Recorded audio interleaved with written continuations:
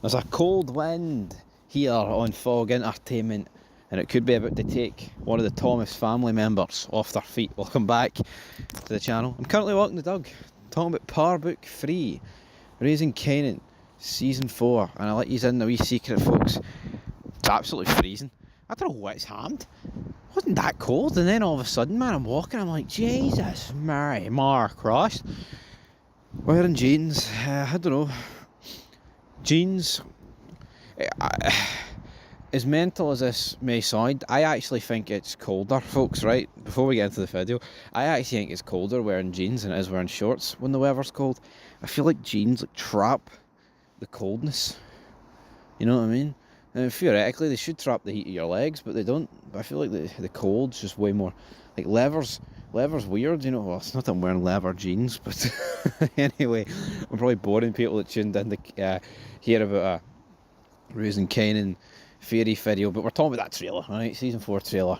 Raquel Thomas, tears trickling down her face. Who could that be? Who could that be the death of? Well, we know it's not Kanan. Kanan's definitely not going to die, as Jake just does a big shake like, nope, Kanan's no dying. Right, Kanan ain't dying, folks, right? Because obviously he doesn't die to power, and by that stage of the game, I don't think many other people in this show are going to be floating about. Right, so he's at the question. Lou, I feel like we've almost flirted with death about 1,000,000 times with Lou. I think he's going to be one of these characters that I could see Lou getting a big move to LA or something, becoming a music producer, and that's where he spends like the rest of the power, you know, timeline.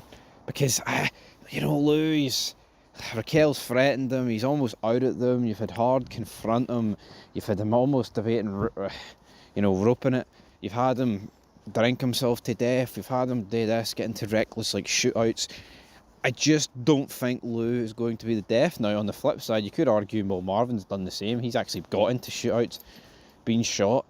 You know, he was running down that staircase with the M16, man. Everyone's thinking, Jesus, is Marvin Thomas about to die? And I believe that is the strongest sequence of this game. Well, technically it is a game, if you know, you know, but I think it is the strongest sequence of this TV show, to be honest, when they're in the shootout with the Italians, and Marvin's like, running down the stairs. He's been shot, and you've got all the guys getting dropped in the stash house and things like that. I do strongly believe that is as good as Raising Kanan has got, and peaked at one point. So I'll have to wait and see, folks, whether or not it's going to peak again, to be brutally honest. But well, I mean, it might. But could Marvin's death peak it? Potentially.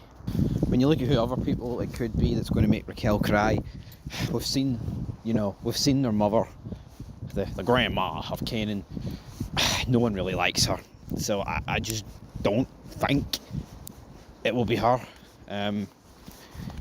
Raquel wouldn't be shedding any tears of her.